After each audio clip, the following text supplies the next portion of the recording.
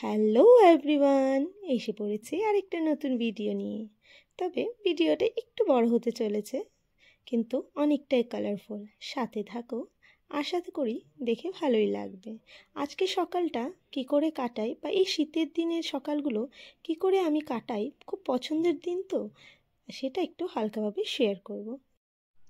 এই শীতের দিনটা খুব পছন্দের, বললাম না, খাওয়া দাওয়ার থেকে রান্না করা বা এই ঘরবাড়ি পরিষ্কার করা, জামা কাপড় সব কিছুর থেকে এই সকালের আলোটা ঘরের ভেতর ঢোকা আমার খুব পছন্দের। এই সকাল মুহূর্তগুলো আমার যে কি ভালো লাগে, তাই ভাবলাম ছোট্ট করে আপনাদের সাথে শেয়ার করি। আর সাথে শেয়ার করব আজকে একটা অনেক কালারফুল রেসিপি। খুব পছন্দের জিনিসটা, আপনারা একবার দেখে বলুন তো কেমন হয়েছে।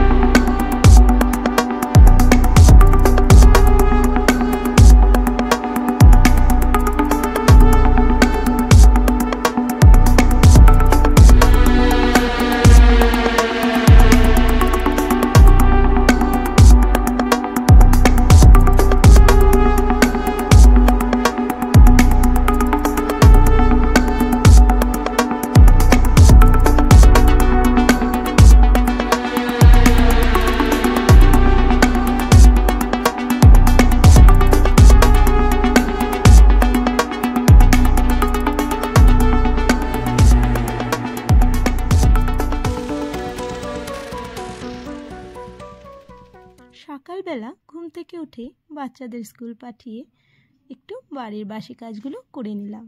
করে নিয়ে তারপর ব্রেকফাস্টটা করে ফেলেছি। ব্রেকফাস্ট ওই বাচ্চাদের সাথে টিফিন যা করি একবারে করে নিয়ে সবাই করে তারপরে এসে পড়েছি রান্নাঘরে। তা রান্নাঘরে আজকে বানাবো আমি পাঁপড়। তবে পাঁপড় তো খুব কমন, সবাই বানায়। আপনারা হয়তো অনেকভাবে ইউটিউবে রেসিপি পেয়েছেন এই চালের পাঁপড়, তবে আমিও এইভাবেই বানাই। প্রসিডিওরটা কিছুটা সেমই, তবে না, আমি কি করি, একটু এই পাঁপড়গুলোতে টুইস্ট আনি।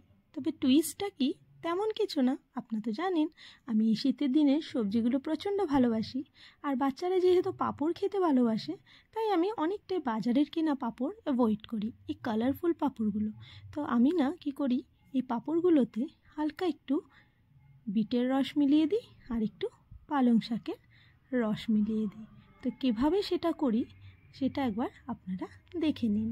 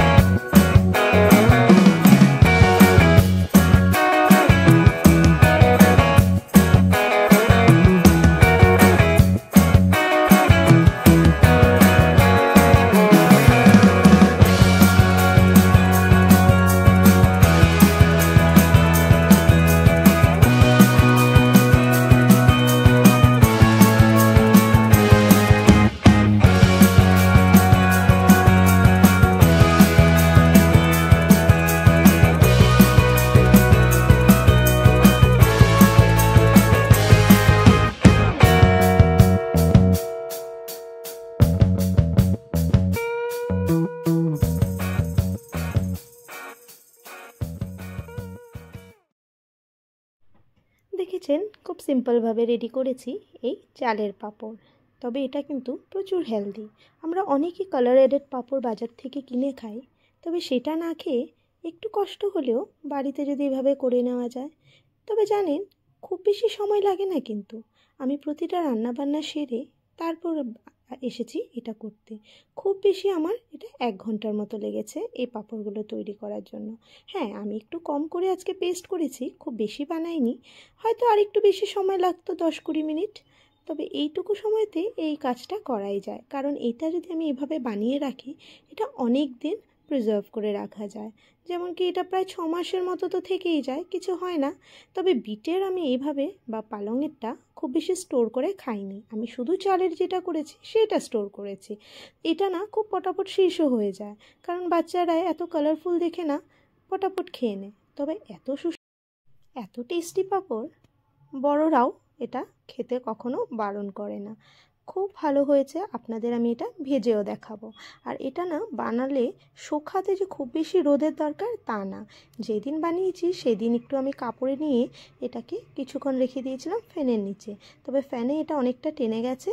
পরের দিন সকালবেলা একটু রোদে দিয়েছিলাম, সেদিন কিন্তু আবার ভালো করে রোদও ওঠেনি, একটু হালকা রোদটা ছিল, তাতেই হয়ে গেছে। আর বাস বিকেলবেলা সেটাকে ভেজে ফেলেছি। আপনাদের দেখাবো কি ইজি আর কি সহজে হয়ে যায়। এই যে আমি পাঁপড়টা যে ভাপে দিয়েছি স্টিমে, সেটাও খুব বেশি হলে 20 থেকে 25 সেকেন্ড, তার বেশি কিন্তু লাগে না। সেটা একটাকে নামিয়ে আরেকটাকে রেডি করে দিতে দিতেই ওই পাঁপড়টা হয়ে যায়। এই পাঁপড়টাতে, এই মিক্সচারটাতে আমি কি দিয়েছি সেটা একবার বলে দিই। সেটাতে দিয়েছি গোটা জিরে, একটু মৌরি আর একটু 5 ফোড়ন দিয়েছিলাম, কারণ এটার মধ্যে একটু মেথির ফ্লেভারটা পাবো। আর দিয়েছি হিং, আর একটু জিরে গুঁড়ো, লঙ্কা গুঁড়ো আর ধনে গুঁড়ো। তবে সবটাই কিন্তু একটু একটু দিতে হবে, খুব বেশি দিলে আবার পাঁপড়ের মধ্যে সবসময় এগুলোই দেখা যাবে।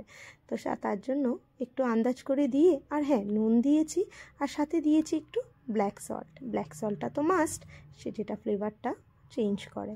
আর এদিকে যে আমি বিটের রস আর পালং শাকের রসটা দিয়েছি, সেটার কিন্তু কোনো গন্ধই থাকে না, বরং এটা খুব ভালোই লাগে। এই যে ছোট ছোট বাচ্চারা যে পাঁপড় খাওয়ার জন্য জেদ করে, তখন সেইভাবে বাজার থেকে কিনে না দিয়ে এইভাবে বাড়িতে করে রাখা যায়, তখন চটপট করে ভেজে দিলে বাচ্চাদের পেটে ভালো, স্বাস্থ্যকর এবং টেস্টি সব রকমই খাওয়া হয়ে যায়। আর এটার সবচেয়ে ভালো পার্টটা হলো এটার লুকসটা। এত সুন্দর লাগে পাঁপড়টা যখন ভাজি বা যখন তৈরি করি। আমি যখন তৈরি করে এটাকে একটু শুকাবার জন্য দিয়েছিলাম, মনে হচ্ছিল আমি না যেন ডাইনিং টেবিলে এঁকে রেখেছি কালার দিয়ে, এত ভালো লাগছিল।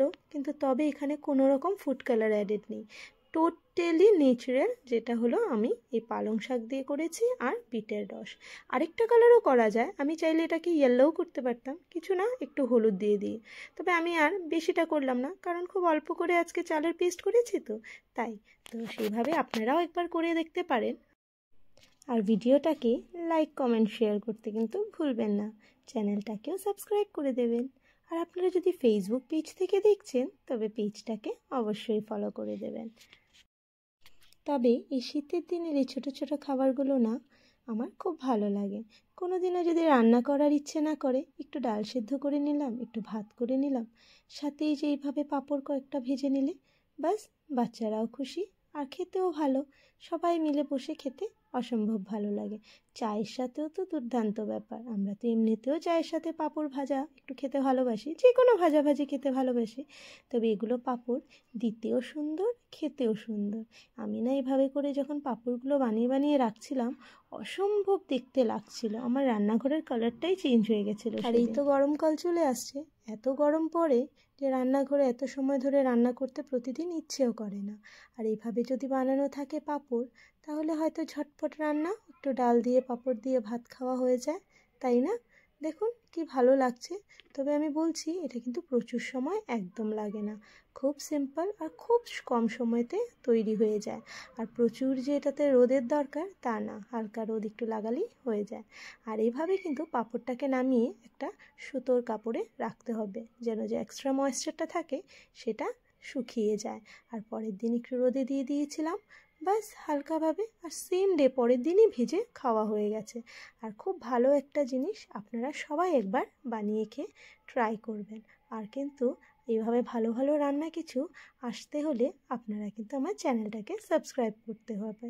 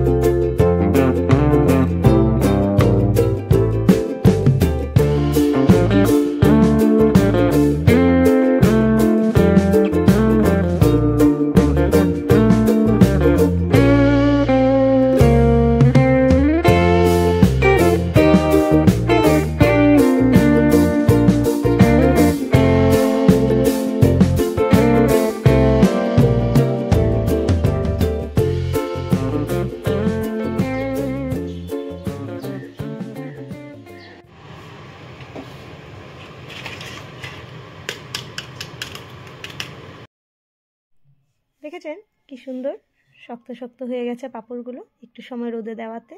এবার ভেজে নিচ্ছি, চলুন। দেখুন কি সুন্দর প্রত্যেকটা পাঁপড় ডাবল সাইজ হয়ে যাচ্ছে। আর একটু সময় সুন্দর করে ভেজেছি, প্রতিটা পাঁপড় দেখতে অসম্ভব সুন্দর হয়েছে। একটা সবুজ ভেজে দেখালাম, আর দেখুন একটা বিটের পাঁপড়, এক ফোঁটাও গন্ধ কিন্তু নেই বিটের।